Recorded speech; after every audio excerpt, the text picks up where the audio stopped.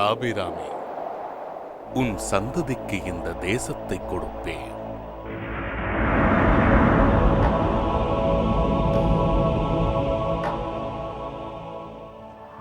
நான் போறேன். ஆபிராம், நம்ம வாழ்க்கை இப்படி கூடாரத்திலேயே கழிஞ்சிருமா? சரா, நீ ரொம்ப பலசாலியான பொண்ணு. உன்னால எல்லா சோதனைகளையும் கடந்து நிச்சயமா வர முடியும். உன்னை நினைச்சா எனக்கு பெருமையா இருக்கு. எனக்கு பயமா இருக்கு ஆபிராம், ரொம்ப பயமா இருக்கு. பயப்படாத. தேவன் என்ன தவற வழிநடத்த மாட்டார். அவரோட வார்த்தைகள் இன்னும் தெளிவா என் காதுல கேட்டுக்கிட்டு இருக்கு. நீ உன் தேசத்தையும் உன் இனத்தையும் உன் தகப்பனுடைய வீட்டையும் விட்டு புறப்பட்டு நான் உனக்கு காண்பிக்கும் தேசத்துக்கு போ அப்படின்னாரு. இது ரொம்ப நல்லா இருக்குன்னு தெரியும். ஆனா 6 நாள் என்ன பிரச்சனை? கொஞ்சம் பொறுமையா இருந்து கவனி சாரா. நான் உன்னை பெரிய ஜாதியாக்கி உன்னை ஆசீர்வதித்து உன் பேரை பெருமைப்படுத்துவேன் ஆண்டவர் சொல்றாரு. ஆபிராம், நீ ஆசீர்வாதமாயிருப்பாய். உன்னை ஆசீர்வதிக்கிறவர்களை ஆசீர்வதிப்பேன், உன்னை சபிக்கிறவர்களை சபிப்பேன். பூமியில் உள்ள வம்சங்கள் எல்லாம் உனக்குள்ள ஆசீர்வதிக்கப்படும்னு சொல்லியிருக்காரு. தேவனுக்கு நீங்க மட்டும்தான் வேணும், நான் இல்ல. அவர் உங்களை ஆசீர்வதிப்பாரு. இல்ல சாரா, எல்லா ஆசீர்வாதமும் நம்ம 2 பேருக்கானதுதான். இல்ல, எனக்கு குழந்தை இல்லைங்கிறதுக்காக என்னை விட்டுட்டு குழந்தை தரக்கூடிய இன்னொரு பொண்ணை தேடி போவீங்க. சாரா, அப்படி நிச்சயமா நடக்கவே நடக்காது. தேவன் உங்களோட பேசினாரு, என்கிட்ட அவர் பேசவே இல்லை. சாரா, நான் உன்னை ரொம்ப நேசிக்கிறேன். என் இதயத்தோட ராணியே நீதான். சின்ன வயசுல இருந்தே நான் உன்னை நேசிக்கிறேங்கிறத நீ மறந்துட்டியா? இன்னும் நீங்க என்ன நேசிக்கிறீங்களா? நிச்சயமா, உன்னை எப்பவுமே நேசிப்பேன். தேவனோட வாக்குத்தத்தத்துல நீயும் ஒரு பகுதி. ஆறான்ல இருந்து கிளம்புறதுக்கு முன்னாடி நான் பக்கத்துல இருக்கிற ஆலயத்துக்கு போய் குழந்தை வேணும்னு ஜெபிச்சுட்டு வரேன். வேண்டாம் சாரா, தேவன் வாக்குத்தத்தம் கொடுத்திருக்காரு. அவர் உங்களுக்கு வாக்குத்தத்தம் கொடுத்திருக்காரு. ஆனா என்னோட நம்பிக்கைகளை தேக்கி வைக்க எனக்கு ஒரு வாக்குத்தத்தம் வேணும். இதுல அவர் உன்னை பிரிக்க மாட்டாரு. நீ என்னோட மனைவி, அதுவும் என்னுடைய ஒரே மனைவி. நான் போய் சகோதரன் நாகூர் கிட்ட சொல்லிட்டு வந்துடுறேன்.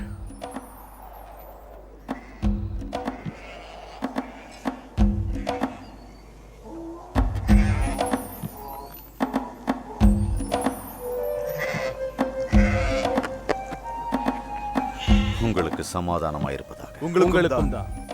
நானும் என் கூட்டத்தில் இருக்கவங்களும் கிளம்ப தயாரா இருக்கோம். நான் என் சகோதரன் நாகூர் கிட்ட சொல்லிட்டு வந்துடுறேன். நான் அவர்கிட்ட ஏற்கனவே சொல்லிட்டேன். என் ஆண்டவரே, லோத்து நம்ம கூட வரப்போறாரு.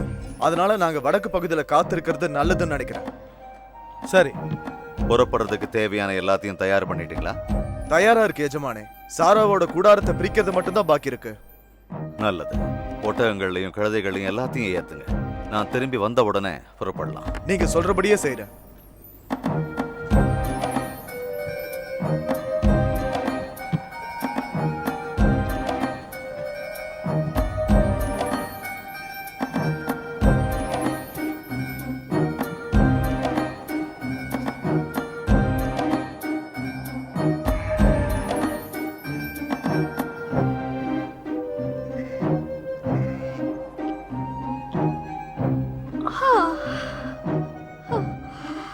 உங்களுக்கு ரொம்ப கஷ்டமா இருக்கா?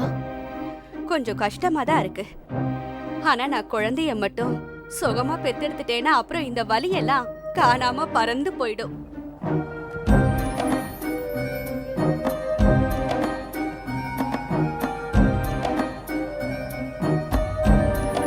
நாகூர், நாகூர்.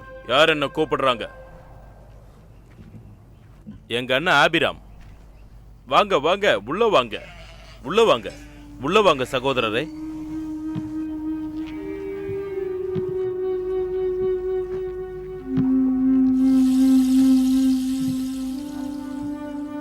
ஆபிராம், வாங்க வாங்க.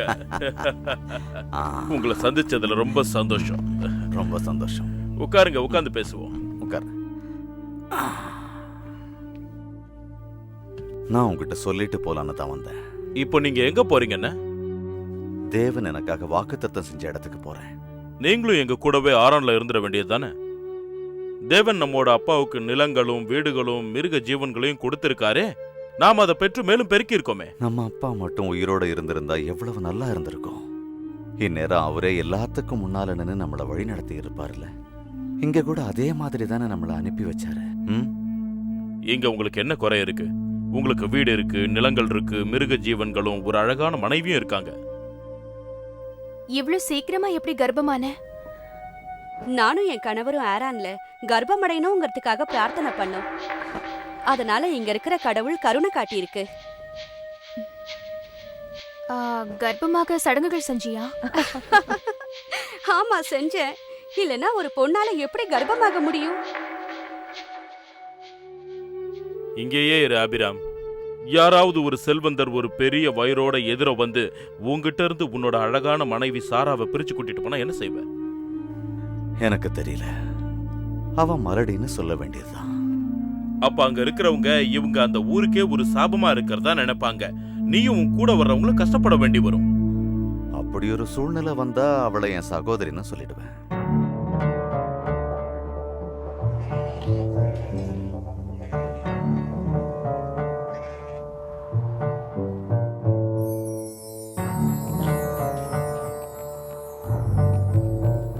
யாருக்கு தெரியும், அப்படியாவது எங்களுக்கு ஒரு குழந்தை கிடைக்குமோ என்னவோ. எத்தனை வருஷங்கள் கழிச்சா? தேவனால கூடாத காரியம் எதுவும் இல்லை. ஓ கடவுளே, என் சகோதரனை மன்னிச்சிடுங்க. அவனுக்கு என்ன செய்யறதுனே தெரியல. சரி, நான் கிளம்புறேன். இன்னும் கொஞ்ச நேரத்துல நான் புறப்படுவேன். சமாதானத்தோட போயிட்டு வாங்க. ஆண்டவர் உன்னோடு இருப்பாராக. உங்களோடும் இருப்பாராக. நீங்க ஒரு செல்வந்தராக அழகான மனைவியோடும் தேவனோட வாக்கு தத்தத்தோடு கிளம்புறீங்க. நீங்க பத்திரமா போய் சேரணும்னு வேண்டிக்கிறேன்னு.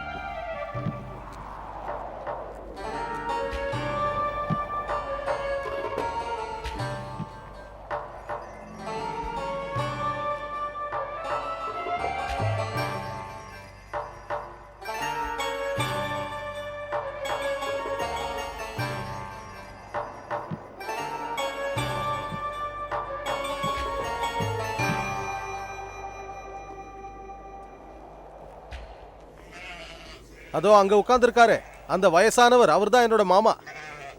நீங்க இங்கேயே காத்துருங்க. எல்லாரும் இங்கேயே இருங்க. நாம போய் பார்த்துட்டு வரலாம்.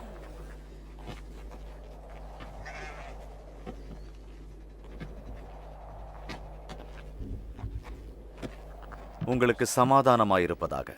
உங்களோடும் இருப்பதாக. இதெல்லாம் யாரோட நிலம்?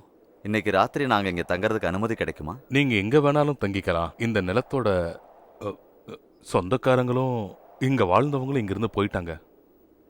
ஏன் அப்படி? ரொம்ப வருஷமா இங்க மழை இல்ல, நீர் ஆதாரங்கள் காஞ்சு போயிடுச்சு. எங்களுடைய கனவுகளை போலவே இந்த மண்ணும் தூசியை போலவே காத்துல பறக்குது. என்ன மாதிரி வயதானவங்களும் வியாதியஸ்தர்களும் இங்கேயே இருந்துட்டோம். சாவை எதிர்நோக்கி காத்திருக்கோம். உங்ககிட்ட கொஞ்சம் தண்ணி இருந்தா கொடுக்க முடியுமா? அது எங்க கிட்ட மிருகங்கள் அதிகமா இருக்கிறதுனால அதிகமா தண்ணி தேவைப்படும். நாம இவருக்கு கொஞ்சம் தண்ணி கொடுக்கலாம். அது யாருக்கிட்டையாவது கொஞ்சம் தண்ணி கொண்டு வர சொல்லு. சரி. எலியாசார், சொல்லுங்க ஆண்டவரே. ஒரு பாத்திரத்துல தண்ணி கொண்டு வா. கொண்டு வரேன். இங்க தண்ணி பஞ்சம் இருக்கு. தண்ணீர் கொண்டு வரதுக்காக தோத்தான் மற்றும் ஜிரீல் வரைக்கும் கழுதைகள்ல போய் குடி தண்ணீரை சுமந்துகிட்டு வருவாங்க. இந்த இடம் ரொம்ப வறண்டு போயிருக்கு. இந்த இடத்துல தங்குறது கண்டிப்பா முட்டாள்தனம் தான். இந்த இடம் கொஞ்ச நாளைக்கு முன்னாடி ரொம்ப பச்சையா தான் இருந்துச்சு. ஆனா மழையை வர வைக்கிற தெய்வமான ஹாதாத் எங்க மேல கோபமா இருக்காரு. ஹதாத்துக்கு எதுக்காக கோபம் வந்தது? எனக்கு தெரியல. இந்த காரியத்துக்காக எங்களுடைய குழந்தைகளை கூட பலியிட்டுட்டோம். ஆனா அவர் பதில் தரவே இல்ல. நல்ல மண் வீடுகள்ல, அதுவும் நகரத்துல பாதுகாப்பா வாழ்ந்துகிட்டு இருந்த நம்மள ஏன் அபிராம் ஒண்ணு இல்லாத இந்த காஞ்சு போன ஊருக்கு கூட்டிகிட்டு வந்தாருன்னு தெரியல. என்னோட ஆண்டவர் ஆபிராம் ஞானத்தோட தான் செயல்படுவாரு. ஆரான்ல இருக்கிற நம்மோட வீடுகள்ல தங்கி இருந்தா அது ஞானம். என்னால இத ஒருவேளை நீங்களும் எங்க தெய்வமான ஹாதாத்துக்கு பலியிடலாம். அதோ அங்க அந்த மரத்தடியில தான் அந்த சூனியக்காரி இருக்கா. அப்படி செஞ்சாலாவது அவர் சந்தோஷப்படலாம். நாங்க எங்களோட ஒரே ஒரு தேவனுக்காக மட்டும்தான் பலியிடுவோம். என்னது? எங்க தெய்வம் ஹாதாத் இதை கேட்டு என்ன செய்ய போறாருன்னு தெரியலையே. தண்ணியை நீங்களே வச்சுக்கங்க. நாம எல்லாரும் உடனே இங்க இருந்து கிளம்பலாம். ம். வாங்க. ஆ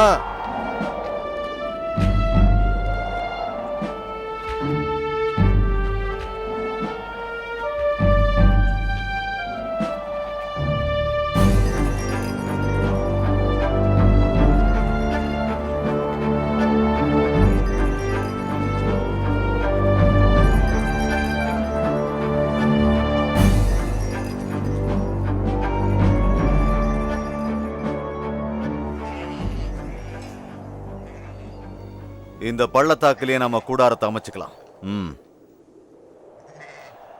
இந்த இடம் எனக்கு என்னமோ சரியா படலிங்களே. நாம வேணும்னா மறுபடியும் ஹரானுக்கே போயிடுவோம். இல்லைன்னா நாம வேற ஏதாவது ஒரு இடத்துக்கு போயிடலாமே. கொஞ்ச நாளைக்கு மட்டும் இந்த இடத்துல தங்கி இருக்கலாம். இங்க நம்ம மிருக ஜீவன்களுக்கு நிச்சயமா உணவு கிடைக்கும். நான் வேணும்னா அந்த மலை மேல ஏறி வேற ஏதாவது இடம் கிடைக்குமான்னு பாக்குறேன். நானும் உங்க கூட வரேன். அதுவும் நல்லதுதான். நீ மட்டும் என் கூட வா.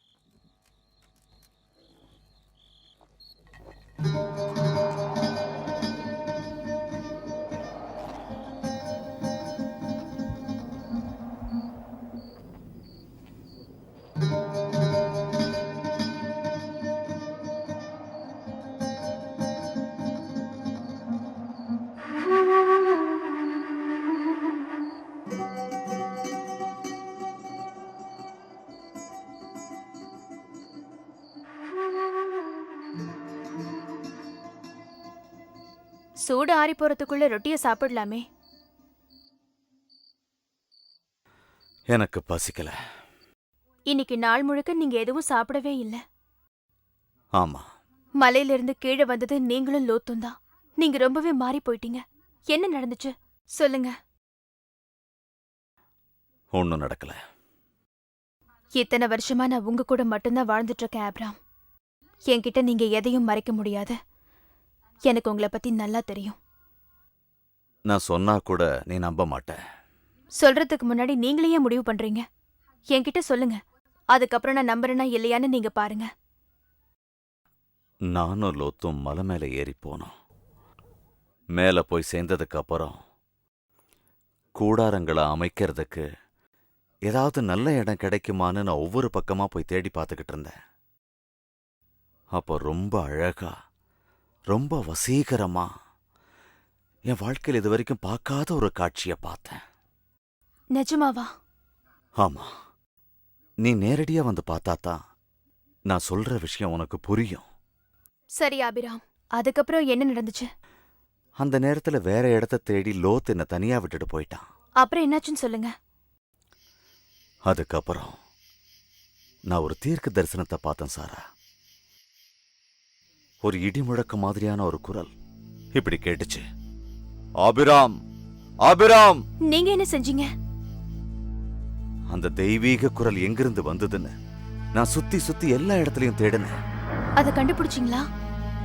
இல்ல. அந்த சத்தம் வானத்திலிருந்து வந்த மாதிரி தான் இருந்தது. நீங்க என்ன செஞ்சீங்க? எனக்கு ரொம்ப பயமா இருந்ததால அந்த இடத்துலயே நான் உடனே முழங்கால் போட்டேன். அப்ப திடீர்னு அந்த குரல் என்னை மறுபடியும் அழைச்சு, அபிராமே, உன்னுடைய சந்ததிக்கு இந்த தேசத்தை கொடுப்பேன் அப்படின்னு சொல்லுச்சு. ஓ, உன் சந்ததிக்கு இந்த தேசத்தை கொடுப்பேன். இந்த வார்த்தைகளோட அர்த்தத்தை பத்தி யோசிச்சீங்களா ஆபிராம்? ரொம்பவே யோசிச்சேன். ஆனா நான் கர்ப்பமாகாத போது சந்ததி எங்க இருந்து வரும்? தேவனால கூடாத காரியம் எதுவுமே இல்ல. சராய், நான் சொல்றத நீ விசுவாசிக்கிறியா? ஆமா. நீ என்ன நம்புறதால என்னை பொறுத்த வரைக்கும் இது ரொம்ப முக்கியமான விஷயம். தேவன் எனக்கு கொடுத்திருக்கிற வாக்கு தத்தத்தை நான் என் மக்கள் கிட்ட சொன்னா அவங்க இதை நம்புவாங்களா? ஒருவேளை அவங்க உங்களை நம்பலாம். ஆனா இந்த மாதிரி வறண்ட காஞ்சு போன இடத்துல இருக்க அவங்க சம்மதிப்பாங்களான்னு நிச்சயமா எனக்கு தெரியல. அது எனக்கும் கொஞ்சம் வருத்தமா தான் இருக்கு. அதுக்கப்புறம் என்ன நடந்துச்சுன்னு சொல்லுங்க. அந்த இடத்துலயே நான் மயக்கமாயிட்டேன். அப்புறம் லோத்து வந்துதான் என்னை மலையிலிருந்து கீழே கூட்டிட்டு வந்தான். அதோட வழியில வரும்போது கூட என்னுடைய உடம்பே நடுங்குற மாதிரி இன்னொரு காட்சியை நான் பார்த்தேன். குடு, இவனை குடு. நான் என் தெய்வங்களுக்கு பலியிட போறேன்.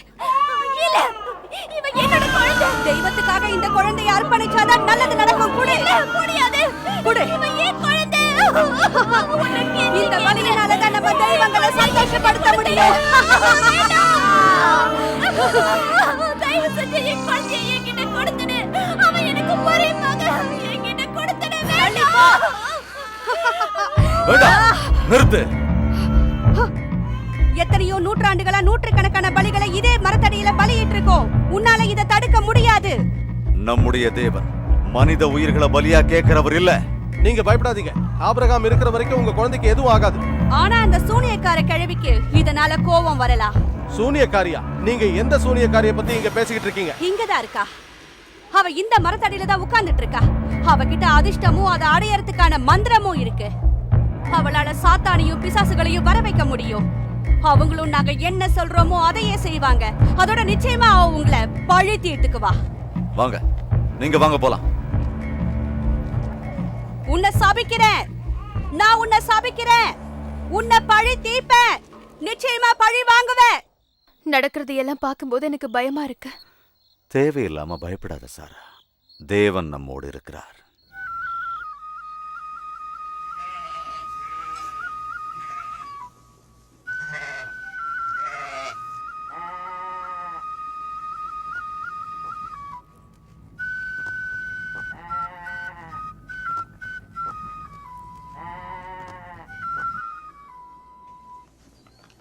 சமாதானம் இருப்பதாக. உம்மோடும் இருப்பதாக. ஆடுகள் எல்லாத்தையும் பள்ளத்தாக்குல மேயறதுக்காக நாம கூட்டிட்டு போகணும். நீங்க சொல்றபடியே செய்யறேன் எஜமா.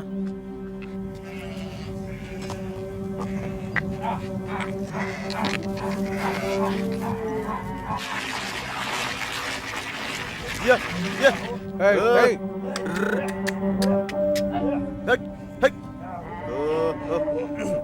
Hey, hey. How?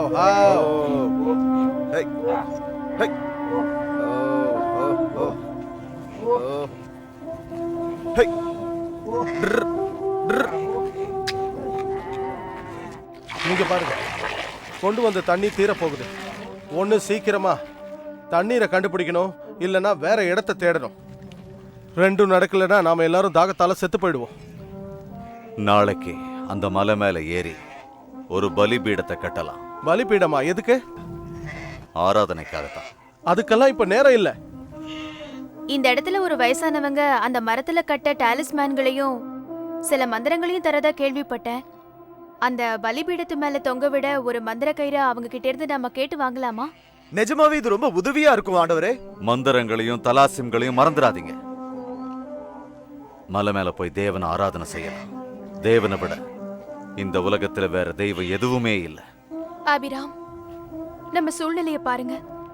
நம்ம இங்கேயே தாகத்தோட செத்துருவோம்.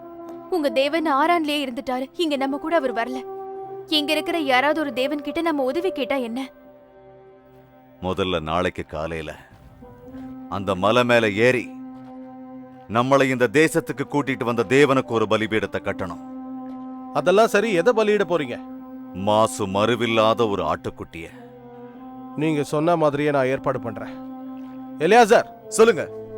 நம்ம மிருகங்கள்லயே நல்லதா தேர்ந்தெடு. சரி, அப்படியே இதை எல்லார்கிட்டையும் சொல்லிடு. அப்படியே செய்யற ஆண்டவரே.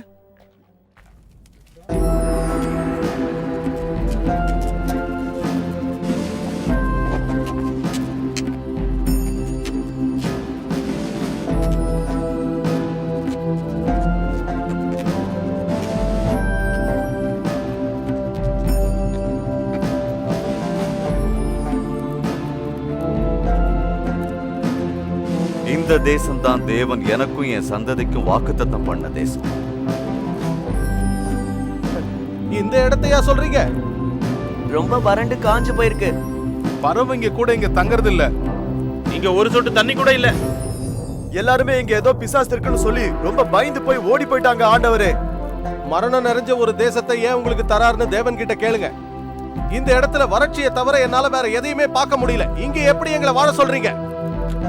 வறட்சி மொத்தமும் மறைஞ்சு போய் ஏற்கனவே இந்த இடத்துல இருந்த பசுமை எல்லாமே திரும்ப வரும். வழியில நாம பார்த்த அந்த வயசானவர் சொன்னதை மறந்துட்டீங்களா? இந்த இடம் பசுமையா அழகா இருந்ததா சொன்னாருல்ல. இந்த வறண்ட பூமி பழைய நிலைக்கு மாறுற வரைக்கும் நாம இங்கேயே இருந்தோம்னா அதுக்கப்புறம் நம்ம கூட்டத்துல யாருமே உயிரோட இருக்க மாட்டாங்க. நாம கிணறுகளை முதல்ல தோண்டலாம். நம்ம தேவைகள் எல்லாத்தையும் தேவன் நிச்சயமா சந்திப்பாருங்கிற நம்பிக்கை எனக்கு இருக்கு. நான் அவரோட தீர்க்க தரிசனத்தை கேட்டப்போ அவரோட குரல் ரொம்ப தெளிவா இருந்தது. ஆபிரகாம், உன் சந்ததிக்கு இந்த தேசத்தை தருவேன்னு சொன்னாரு.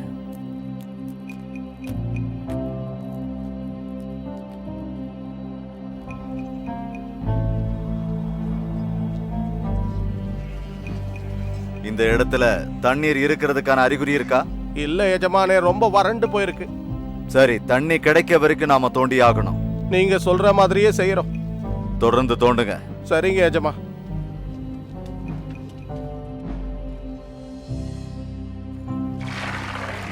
சரி, நம்ம கிட்ட தண்ணி எவ்வளவு இருக்கு? 2 நாளைக்கு போதுமான அளவு தண்ணி இருக்கு. அதுக்கப்புறம் நிச்சயமா தாகத்தோட சாக போறோம். ஆமா, நாம தோன்ற கிணத்துல தண்ணி வரலன்னா நிலைமை ரொம்ப மோசமாயிடும். நாம இப்ப என்ன பண்றது?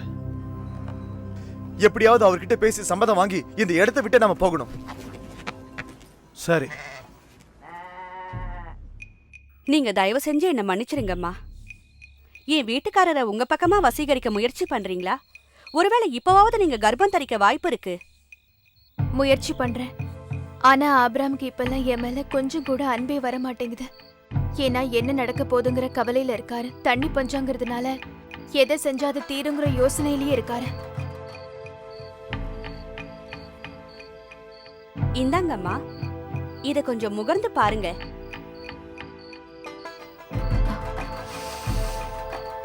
இந்த தைலத்தோட மனம் ரொம்ப நல்லா இருக்கு. இத உங்களோட உடம்பு முழுக்க பூசிக்கோங்க.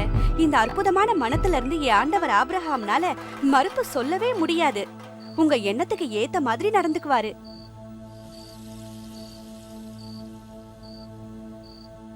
என் ஆண்டவரோட கூடுறதுக்கு முன்னாடி கருத்தரிக்கிற உதவுற இந்த மூலிகை சாரை குடிச்சிருங்க.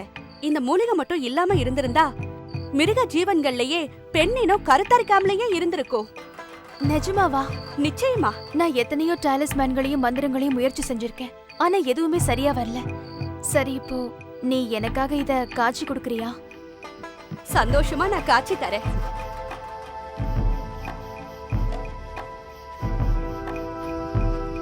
மாலை வணக்கம் ஆண்டவரே.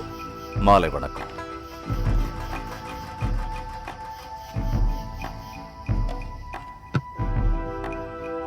என்ன மனம் இது? ரொம்ப நல்லா இருக்கே.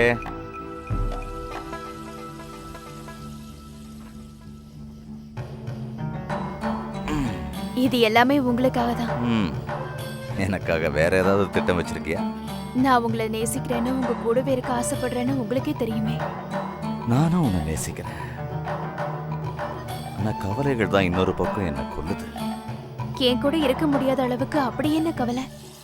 நம்ம மக்கள் தோத்து போன அளவுக்கு ரொம்ப களைப்பா இருக்காங்க. நாம எங்கிருந்து வந்தோமோ அங்கேயே போயிடலாம். ஆரானுக்கு போயிடலாம். ஆனா தேவனுடைய எண்ணம் ரொம்ப தெளிவா இருந்தது. அவர் என்கிட்ட உன் சந்ததிக்கு இந்த தேசத்தை தருவேன்னு சொன்னாரு. இத பத்தி ஏற்கனவே பேசியிருக்கோம். என் நிலைமை என்னன்னு உங்களுக்கு தெரியும். தேவன் நம்மளுடைய தேவைகளை சந்திப்பாருங்கிற நம்பிக்கை எனக்கு நிறையவே இருக்கு. நம்மோட தேவைகளை சந்திப்பார்னு எனக்கும் நம்பிக்கை இருக்கு. தப்பா நினைச்சுக்கலன்னா ஒரு நிமிஷம் வெளியே வரீங்களா?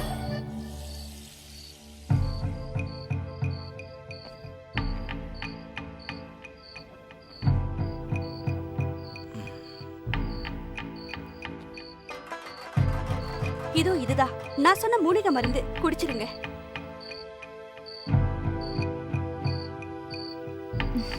ரொம்ப நன்றி. வெற்றி நிச்சயமா உங்களுக்கு தான்.